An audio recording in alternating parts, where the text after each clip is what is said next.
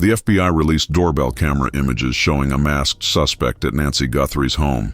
4 images showing a person wearing a ski mask and gloves captured by the Nest camera system at her Tucson residence. And within hours of that release on February 10th, experts and investigators examining those images noticed something unusual. In some of the photos, the suspect is wearing a backpack, the 25-liter Ozark Trail Hiker pack that has become a key piece of evidence in this investigation. But in other photos, there is no backpack. The suspect stands at the same doorbell camera, wearing the same mask, but his clothing appears different. No backpack is visible. No holstered weapon is clearly shown. The configuration is different. And now, 3 major news organizations, ABC News, Fox News, and CBS News, have independently reported based on law enforcement sources that those images were not all taken on the same night. That at least one of the photos showing the suspect without the backpack was captured on a different date than February 1st when Nancy disappeared. That the masked individual came to Nancy Guthrie's home before the night he abducted her. That he conducted reconnaissance. That he scouted the property in advance. That he studied the camera placement and the approach and the layout before returning later to execute what multiple sources are now describing as a planned, premeditated crime. But here is where this gets complicated and where the story becomes as much about conflicting information and investigative secrecy as it is about the evidence itself. The Pima County Sheriff Chris Nanos, the lead local law enforcement official on this case, says that suggestion is speculation, that there are no timestamps on the images released by the FBI, that investigators cannot confirm the photos were taken on different days, that the idea of a prior visit, while logical given the visual evidence, is not something his department can verify based on what they know right now.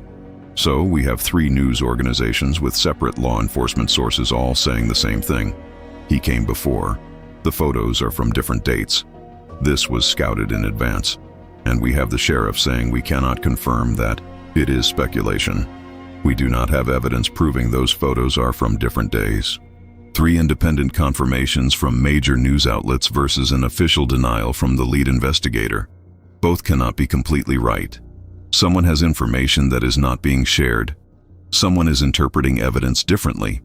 And somewhere in that gap between what sources tell reporters and what officials will confirm publicly lies the truth about whether this suspect truly visited Nancy Guthrie's home days or weeks before he took her.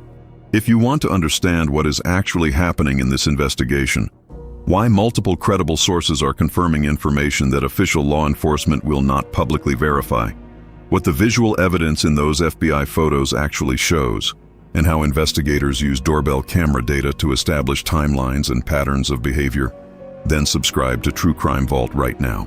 This channel breaks down exactly what evidence means, what investigators can and cannot say publicly, and how cases like this develop when official statements conflict with sourced reporting from major news organizations. Hit that subscribe button and turn on all notifications, because this case is moving. And when clarity emerges about whether this suspect truly visited Nancy's home in advance, you want to understand how that was determined and what it means for the investigation. Hit the like button as well, because detailed analysis of conflicting information and evidence interpretation deserves to reach everyone following this case. And drop a comment below telling us what you think. Do you believe the sources who say he visited before? Do you believe the sheriff who calls it speculation? What does the visual evidence tell you? Now let us examine exactly what ABC News, Fox News, and CBS News reported, what their sources told them, what Sheriff Nanos said in response, and what the visual evidence itself reveals about whether this suspect came to Nancy Guthrie's home before the night he took her. On February 10th, the FBI released 4 still images and brief video clips recovered from Nancy Guthrie's Nest doorbell camera system. The recovery itself was remarkable and worth understanding in detail because it demonstrates the capabilities of modern digital forensics and the extent to which data persists in systems, even when users believe it has not been saved. Nancy did not have an active cloud storage subscription for her Nest cameras. Without that subscription, footage should not have been saved to Google's servers in the standard way that paying subscribers' video is automatically uploaded and stored for later access through the Nest app or website. When you have a Nest camera without a subscription, the camera operates in a limited mode. It still connects to Google's servers, It still sends data for device health monitoring, for software updates, for basic functionality that keeps the camera operational. But it does not continuously upload full video streams for storage in the cloud. If motion is detected, the camera might create a clip locally or send a notification, but without a subscription, that clip is not supposed to be accessible remotely or saved for extended periods. But FBI digital forensics specialists working with Google's engineering teams were able to access back-end systems and infrastructure that exists beyond what typical users see or interact with. These are the systems that manage millions of devices, that handle firmware updates, that process connection requests, that maintain logs of device activity.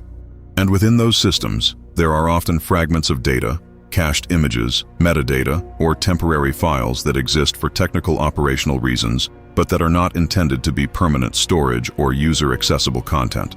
By working directly with Google and by using legal process to compel access to these back-end systems, FBI specialists were able to recover usable footage showing what happened at Nancy's doorbell camera at 1:47 in the morning on February 1, 2026.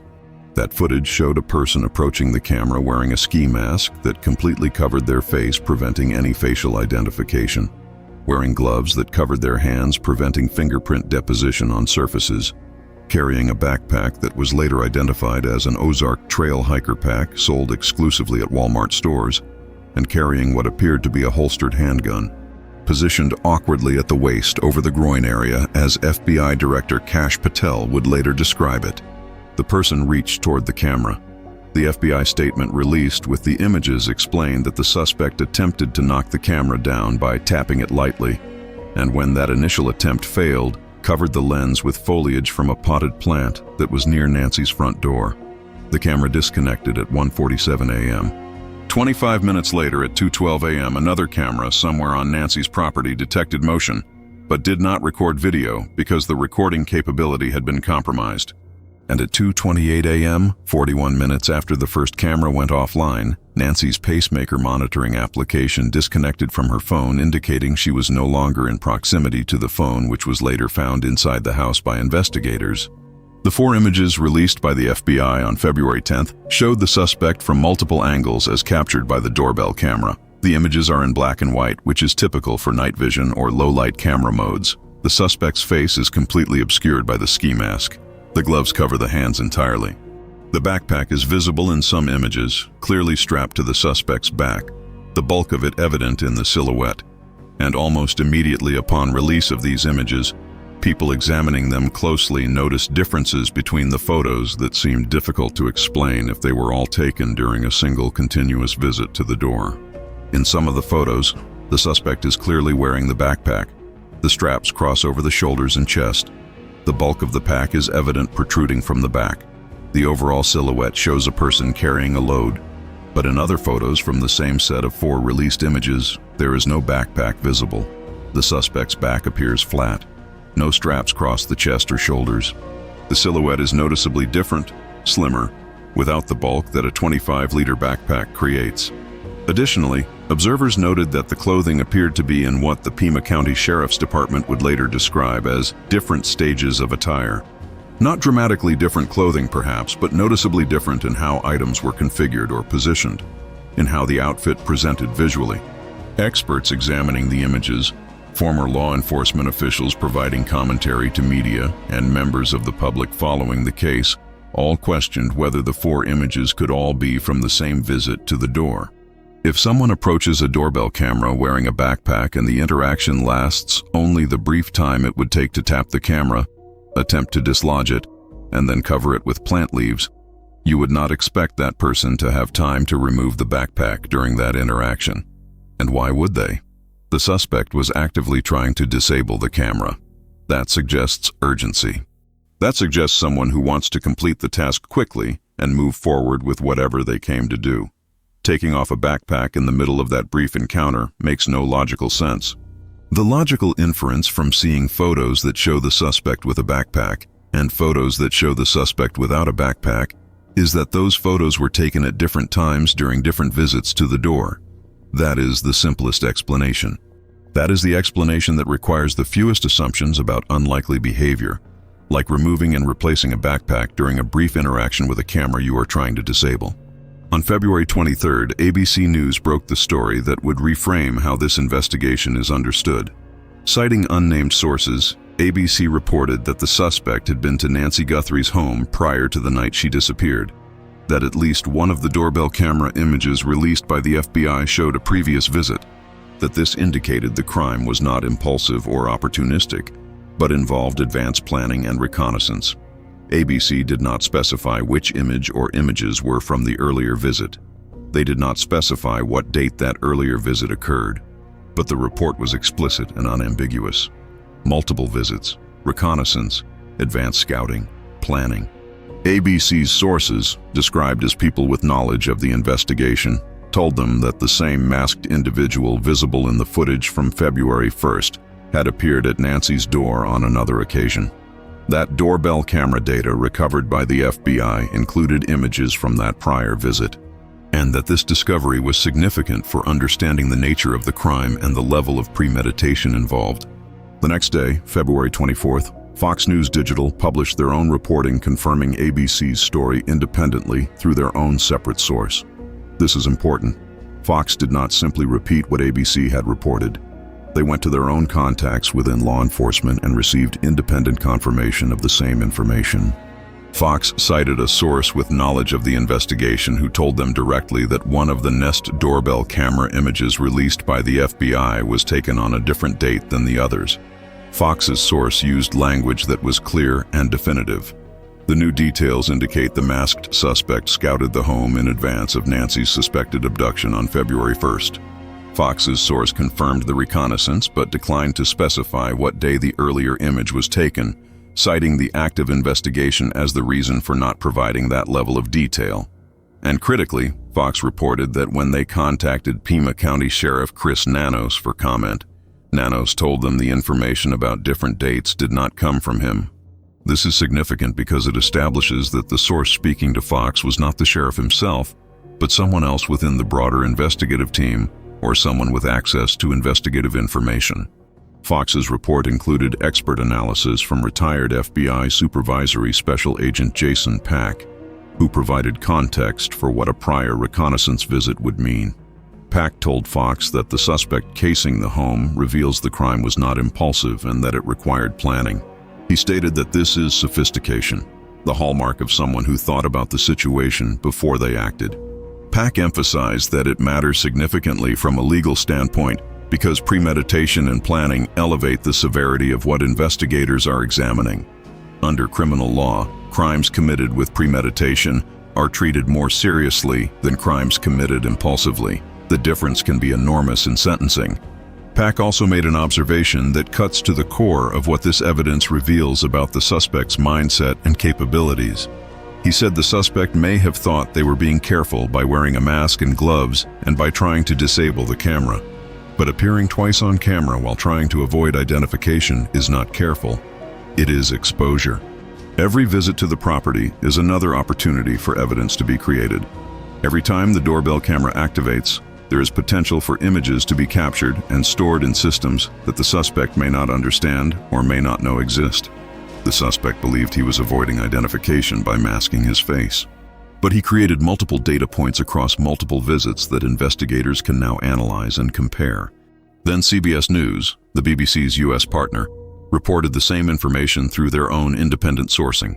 A law enforcement source told CBS that the same man visible in the FBI footage from February 1st was on Nancy Guthrie's doorstep on another occasion prior to the night she went missing.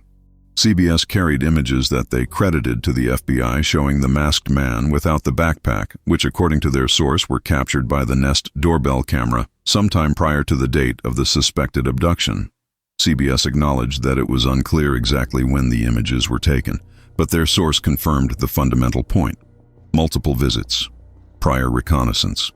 And then the BBC, relying on CBS's reporting as their US partner, carried the story internationally, bringing it to a global audience and further establishing that this was not a single outlet running with questionable information, but multiple credible news organizations all confirming the same thing through separate sources. So we have 3 separate major news organizations: ABC News, Fox News, and CBS News. 3 completely independent editorial operations with different sources, different contacts within law enforcement, different reporters working different angles, all 3 reporting the same core information. The doorbell camera images released by the FBI include at least one image from a prior visit before February 1st. The suspect came to Nancy's home before the night he abducted her. He scouted the property, he studied it, and then he returned.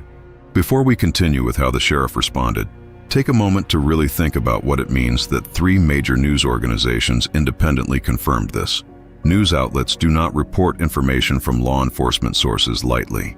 Reporters who cover crime and who have cultivated relationships with sources within police departments, sheriff's offices, and federal agencies know that burning those sources by reporting inaccurate information ends those relationships. Sources stop talking to reporters who get things wrong or who misrepresent what they are told. So when ABC, Fox, and CBS all report the same thing, all citing law enforcement sources, the probability that all 3 sources are wrong or that all 3 reporters misunderstood in the same way is very low. But Sheriff Chris Nanos and the Pima County Sheriff's Department pushed back hard against this narrative, and they did so in ways that were public, official, and unambiguous. After Fox News published their story on February 24th, the PCSD issued an official statement on social media addressing the reporting. The statement was carefully worded but firm. It read, "We are aware that doorbell images released earlier in the investigation depict a suspect in different stages of attire, including with and without a backpack. There is no date or timestamp associated with these images. Therefore, any suggestion that the photographs were taken on different days is purely speculative." Notice the language. The Sheriff's Department acknowledges that the images show the suspect with and without a backpack. They acknowledge different stages of attire. They are not denying that the visual evidence shows differences. What they are denying is the conclusion that those differences prove the images are from different dates. They emphasize that there is no date or timestamp associated with the images in their released form, and they use the word speculative to describe suggestions that the photos are from different days. In a phone interview with NBC News, Sheriff Nanos went even further. He said, and this is a direct quote, "It is all speculative for someone to suggest that that photo is from a different day. That is all it is speculation. We understand the thinking behind it, but right now we have no evidence to suggest that occurred that day or days before. We cannot tell you it is a different day. We do not know that. It is still under investigation." Nanos is being very precise in his language. He is not saying the sources are wrong. He is not saying the photos are definitely from the same day.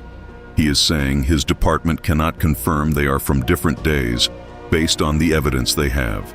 He uses phrases like, "we do not know," and "still under investigation," which leave room for the possibility that further analysis could confirm what the sources are saying. But as of his statement, he is not confirming it. This creates a fundamental tension in the public understanding of this case. On one side, 3 credible news organizations with separate sources within law enforcement, all confirming that the images are from different dates and that a prior visit occurred. On the other side, the official lead investigator on the case saying that conclusion is speculative and that his department cannot confirm it based on available evidence. Both positions cannot be completely accurate simultaneously in a simple binary sense. Either the images are from different dates or they are not. Either a prior visit occurred or it did not.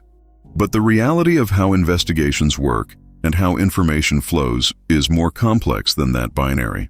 Both the sources telling reporters that a prior visit occurred and the sheriff saying he cannot confirm that can be operating from accurate understandings within their different contexts and constraints.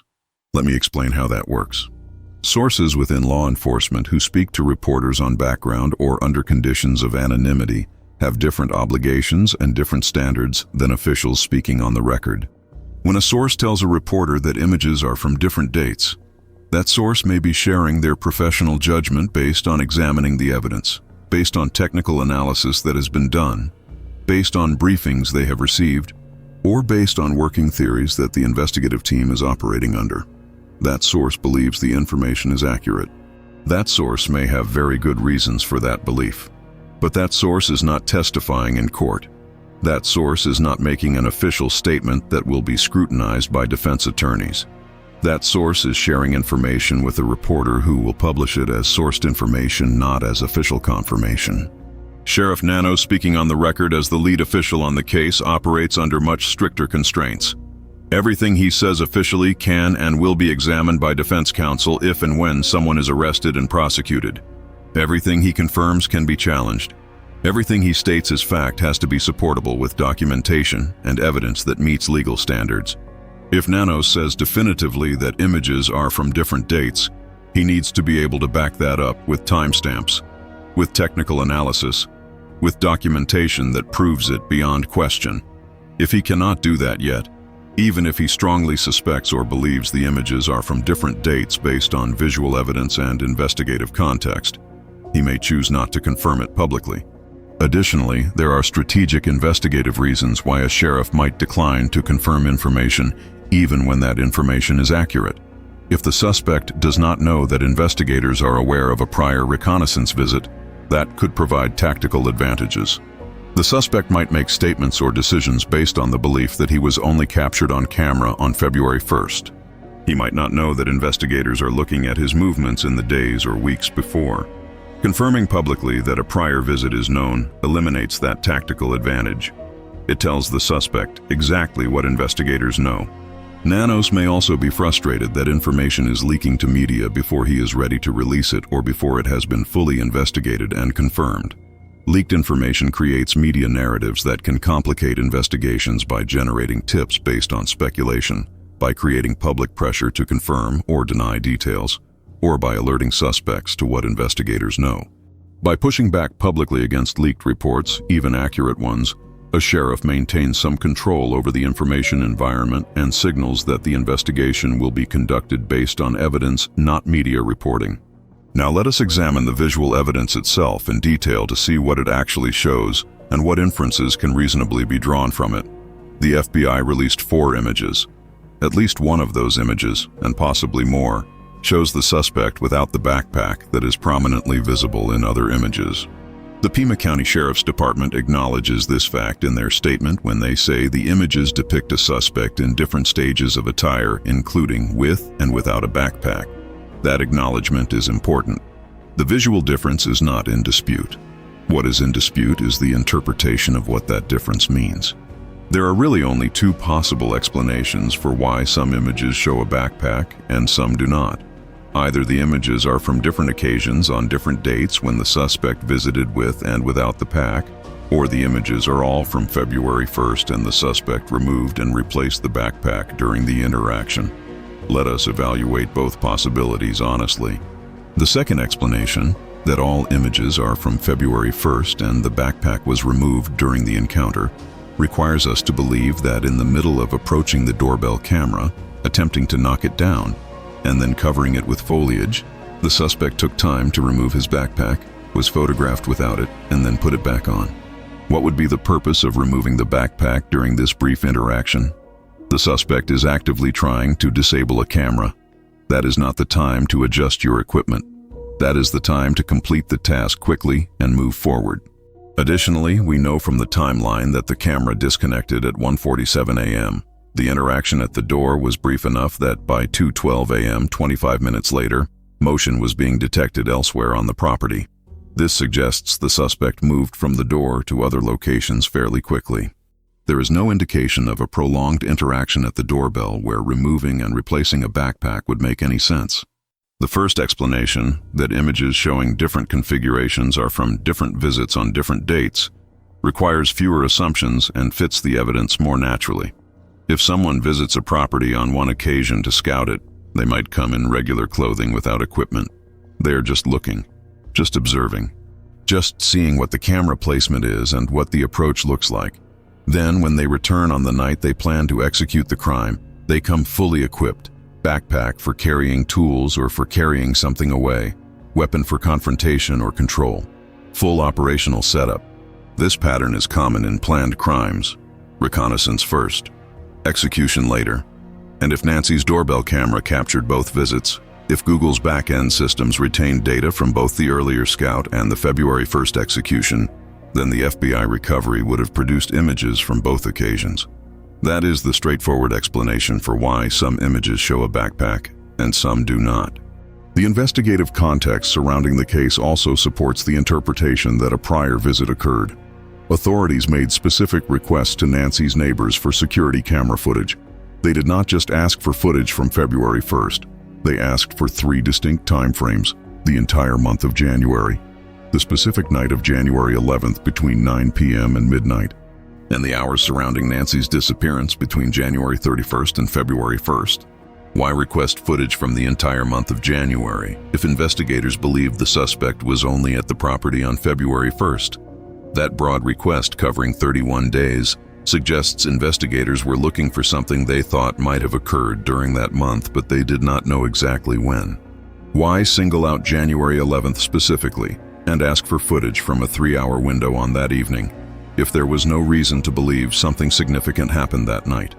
That specific targeted request suggests investigators had information or evidence pointing to January 11th as a date of interest. January 11th has appeared in multiple contexts throughout this investigation in ways that suggest it has real significance. Google Trends data analyzed by Fox News showed search activity for Nancy Guthrie's home address on that date. Someone in Arizona searched for her Catalina Foothills address on January 11th, according to the Trends data. And separately, unconnected to the Google Trends reporting, a neighbor posted on the Ring Neighbors app on February 12th requesting that other neighbors share video from between 9 p.m. and midnight on January 11th, as well as from January 31st. That neighbor post is revealing. Why would a neighbor who presumably has no access to investigative information or to Google Trends data independently identify January 11th as a date worth examining? The most logical explanation is that the neighbor saw something or noticed something on that date that in retrospect after Nancy disappeared seemed potentially relevant. Perhaps an unfamiliar vehicle in the area. Perhaps someone they did not recognize walking through the neighborhood. Perhaps activity at Nancy's property that caught their attention. Something made January 11th stand out to that neighbor sufficiently that when Nancy disappeared 3 weeks later, the neighbor thought back to that date and requested video from it. The convergence of Google Trends data showing an address search, neighbor concern about January 11th, and investigator request for video from that specific date all point to it being a date when something relevant to this investigation occurred. And if the doorbell camera images without the backpack are from a prior visit, January 11th, which is exactly 21 days before Nancy disappeared, is a very plausible date for that reconnaissance visit. 21 days is a reasonable amount of time between reconnaissance and execution for a planned crime. It is long enough that the scout visit does not immediately precede the crime in a way that would be obvious or memorable to neighbors. But it is recent enough that observations made during the scout visit, observations about camera placement, about lighting, about the best approach, remain accurate and current when the suspect returns. If the property had changed significantly in the weeks between visits, if cameras had been moved or added, if landscaping had been altered, those changes would complicate execution. A 3-week gap is ideal, recent enough to be current, distant enough to not be obviously connected. Visit our channel right now and browse through our extensive library of content on major criminal investigations. We have dozens of videos breaking down evidence, explaining investigative techniques, and following cases from initial reports through to resolution.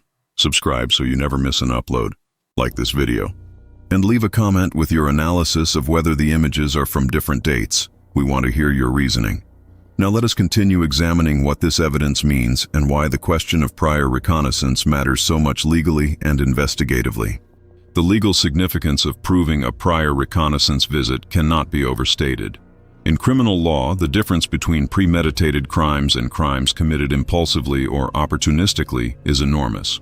Premeditation demonstrates a level of intent, of planning, of cold calculation that is treated far more seriously than crimes that occur in the moment. If someone comes to Nancy's home on February 1st, sees an opportunity, and acts on it impulsively, that is a serious crime. If someone scouts Nancy's home on January 11th, studies the cameras, plans the approach, acquires equipment including a backpack and a weapon, and then returns 21 days later to execute a plan, that is a different level of criminal culpability. First-degree kidnapping charges often require proof of premeditation or of specific planning.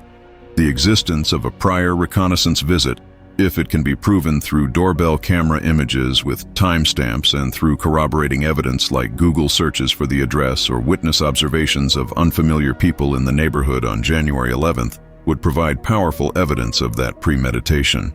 It would show that this was not an impulsive act. It was calculated. It was planned. The suspect knew what he was doing. He prepared. And that level of planning suggests someone who is capable of understanding consequences and who made deliberate choices to proceed anyway. Retired FBI agent Jason Pack's comment to Fox News captures this legal significance perfectly.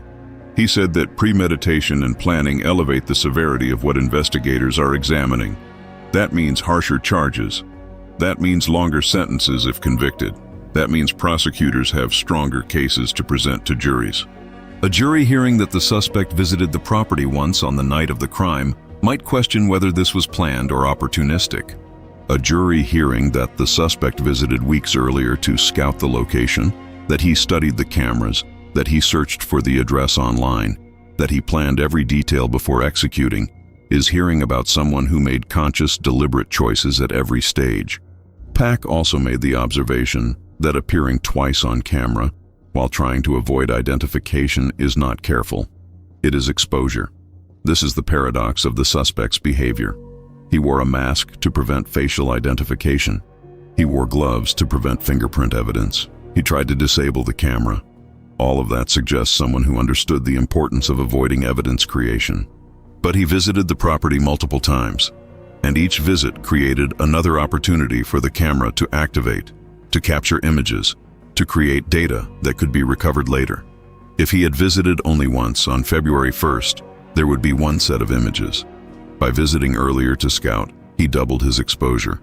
He created a second data point, a second set of images, a second opportunity for something to go wrong or for evidence to be created that would identify him.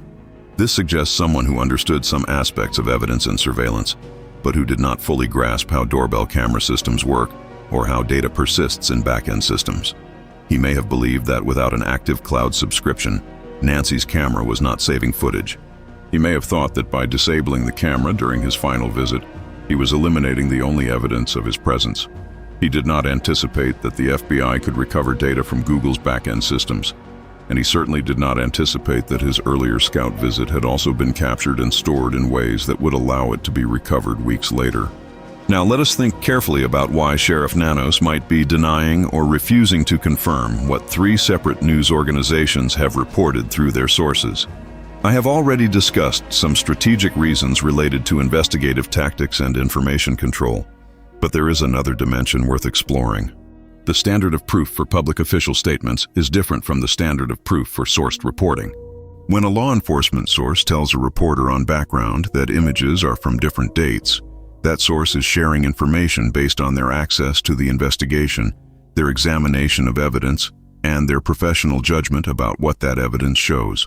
The reporter evaluates that information, confirms it through additional sourcing if possible, and publishes it as information from sources. The reader understands that this is sourced reporting, not official confirmation. If the source turns out to be wrong, or if the interpretation changes as the investigation develops, the reporter can publish updated information explaining the change. When Sheriff Nanos makes an official statement on the record, that statement becomes part of the permanent public record of the investigation. It will be quoted in future news articles. It will be referenced in court if the case goes to trial. It will be examined by defense attorneys looking for inconsistencies or overstated claims. If Nanos says definitively that images are from different dates and that turns out to be wrong or unprovable in court, that creates problems for prosecution. Defense attorneys will point to the sheriff's earlier statement and ask why his conclusion changed. They will suggest that the investigation was sloppy or that conclusions were jumped to prematurely. To avoid that risk, Nanos may be holding to a very strict standard. He may be saying that until he has explicit timestamps from Google's systems proving beyond any question that specific images are from specific dates, he will not confirm different dates publicly, even though the visual evidence strongly suggests it, and even though sources within his investigative team believe it to be true. The statement from the Pima County Sheriff's Department that there is no date or timestamp associated with these images is technically accurate if you understand it narrowly. The images that were released to the public by the FBI on February 10th did not include visible timestamps. When you look at the 4 photos, you do not see dates or times stamped on them. They were released as images without metadata or time information visible in the public version. So Nanos can accurately say that the released images do not have timestamps. But that does not mean timestamps do not exist in the original data recovered from Google's systems.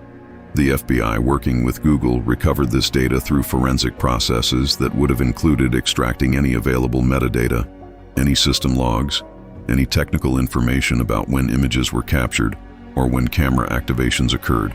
That information exists in the investigative files. It just was not included in the public release of the images. So Nanos can say there are no timestamps on the released images while knowing that timestamps exist in the full dataset that only investigators have access to.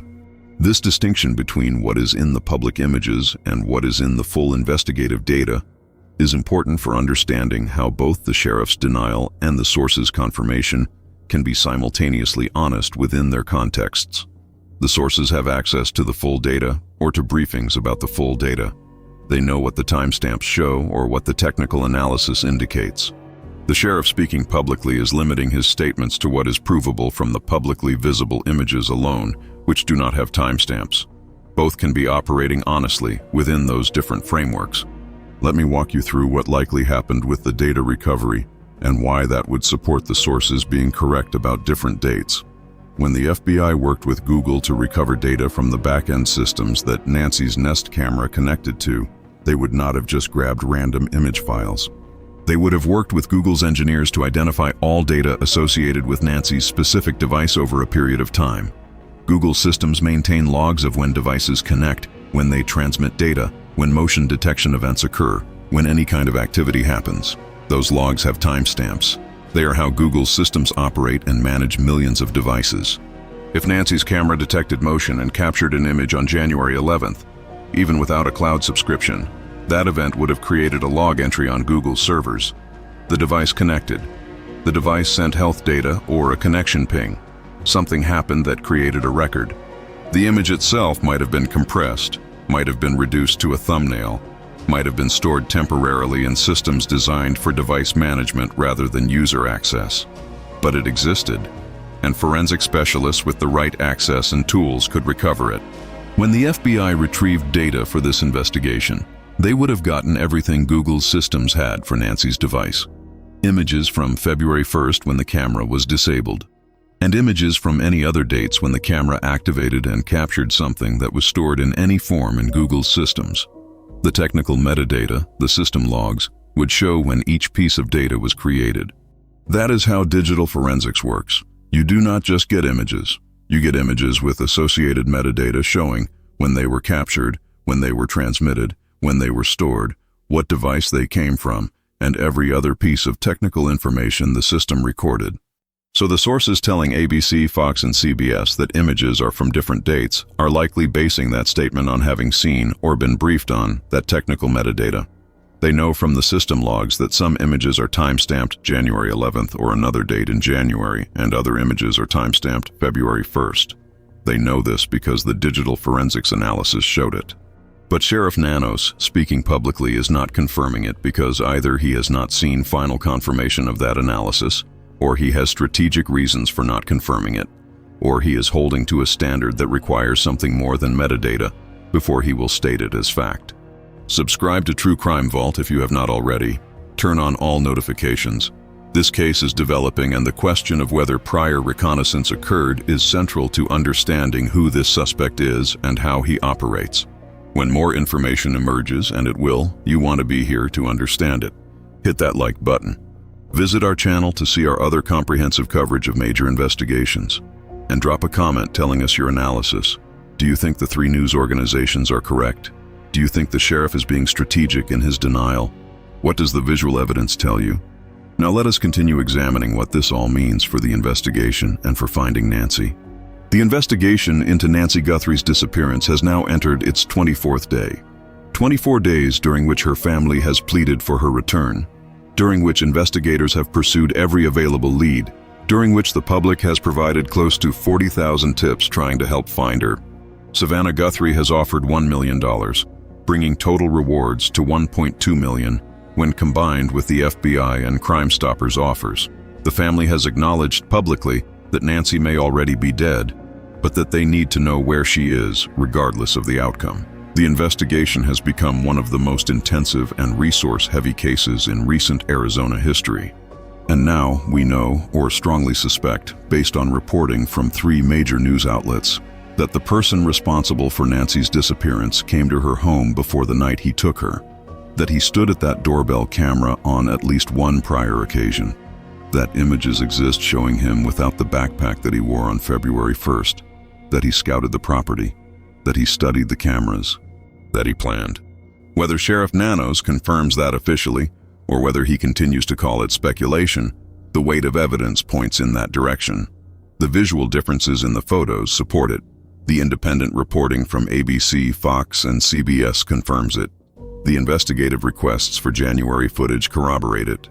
The Google Trends data showing address searches in January aligns with it. The neighbors' concern about January 11th fits with it. Every piece of surrounding evidence and context supports the conclusion that a prior visit occurred. And if that is true, if the suspect truly did visit Nancy's home in advance to study it, then several things follow. First, this was premeditated. This was planned. This was not someone who happened upon an opportunity and acted impulsively. This was someone who selected a target, researched her, found her address, visited her property, studied the cameras and the approach, acquired equipment, and then executed a plan. That level of sophistication suggests someone who has thought through what they are doing and who made deliberate choices at every step. Second, the suspect made critical mistakes despite his planning. He appeared on camera during his scout visit. He appeared on camera during his execution visit. He left DNA evidence in the glove found near Nancy's home. He purchased a backpack at Walmart, where transaction records and security cameras can identify purchasers. He underestimated the ability of digital forensics to recover data from systems he thought were not saving footage. Each of these mistakes creates investigative opportunities. Each creates evidence that can potentially identify him. Third, the fact that investigators have recovered evidence of prior reconnaissance means they can now search for additional evidence from that earlier time frame. If the scout visit was January 11th, investigators can examine cell tower data from that date to see which phones were near Nancy's property. They can review additional doorbell and security cameras from neighbors to see if any captured vehicles or people in the area that evening. They can cross-reference the Google Trends data showing address searches on January 11th with IP address information if they can obtain it through legal process. Each data point from the earlier date becomes another thread to pull in trying to identify who this person is. Fourth, the gap between the scout visit and the execution provides a timeline for other investigative questions. What was the suspect doing during those 21 days between January 11th and February 1st? Was he acquiring equipment? Was he conducting additional surveillance? Was he researching Nancy's routine? Every action he took during that period potentially created evidence. Phone records, financial transactions, internet searches, physical presence in locations that have security cameras. The more investigators understand about the timeline, the more opportunities they have to find evidence that identifies him. The sources who spoke to ABC, Fox, and CBS are law enforcement personnel with access to the investigation. They chose to share information with reporters about the prior visit. Why? What is the motivation for sources to leak information that the sheriff is not ready to confirm officially? Several possibilities exist. One possibility is that sources are frustrated with the pace of the investigation or with decisions being made about what information to release publicly. They believe the public should know about the prior reconnaissance because it might generate additional tips from people who saw something on January 11th but did not realize it was relevant. By getting that information into the media, sources hope to prompt people who were in Nancy's neighborhood on that date to think back and to come forward if they noticed anything unusual. Another possibility is that sources want to apply pressure within the investigation or want to shape the public narrative in ways that serve investigative purposes. If the suspect is someone who is watching media coverage, which many criminals involved in high-profile cases do, then knowing that investigators are aware of the scout visit might cause that person to make mistakes. They might panic. They might try to destroy evidence related to the January visit. They might contact associates to warn them. Any of those actions could create new evidence or new investigative opportunities. A third possibility is that sources are simply responding honestly to reporter inquiries. Reporters covering this case are talking to multiple sources, asking detailed questions about evidence, and specifically asking about the images and whether they are all from the same date. Sources answering those questions truthfully based on what they know from the investigation are not necessarily leaking with strategic purpose. They are just confirming what the evidence shows when asked directly by reporters they have professional relationships with. Regardless of why sources spoke to media, the result is that the public now knows or strongly believes that prior reconnaissance occurred, and that knowledge changes how we understand this case. This is not a random crime. This is not someone who was driving through the neighborhood and saw an opportunity. This is planned. This is targeted. Someone selected Nancy Guthrie specifically. Someone found out where she lived. Someone visited her property to scout it. Someone prepared, and someone executed. The question is who? And every piece of evidence, every doorbell camera image, every timestamp, every piece of metadata from Google systems, every tip from the 40,000 that have been received, every DNA analysis, every retail transaction record, every witness observation is a potential piece of the answer to that question. Investigators are working systematically through all of it. They are building a case. They are identifying suspects and investigating them and eliminating those who do not fit. And somewhere in all of that work, in all of that evidence, is the information that will identify who did this. The suspect made mistakes, appearing on camera twice, leaving DNA, buying traceable equipment, underestimating digital forensics. Each mistake is an opportunity. Each is a thread that investigators can pull. And when enough threads come together, when the DNA and the backpack purchase and the doorbell images and the cell tower data and whatever other evidence exists all point to the same person, that is when identification happens. That is when the case breaks. Nancy Guthrie deserves to be found. Her family deserves answers. And the work happening right now, the forensic analysis and the database searches and the investigative interviews and the systematic pursuit of every lead, is how those answers will come. The question of whether the suspect visited before the night of February 1st is just one piece, but it is an important piece. It tells us who we are looking for. Someone who plans, someone who scouts, someone who thinks through what they are doing, but who makes mistakes in execution that create evidence. Subscribe to True Crime Vault. Like this video. Comment with your thoughts on whether the sources are correct about the prior visit. Visit our channel for more comprehensive coverage. And if you have any information about this case, any observations from January 11th or from February 1st, any knowledge about someone who purchased an Ozark Trail backpack or who has been acting suspiciously, contact the FBI at 1-800-CALL-FBI or the Pima County Sheriff at 520-351-4900. Crime Stoppers accepts anonymous tips. $1.2 million in rewards are available. Every piece of information matters. Every observation could be the detail that connects everything. True Crime Vault will continue covering this investigation until Nancy is found and until those responsible are identified and brought to justice.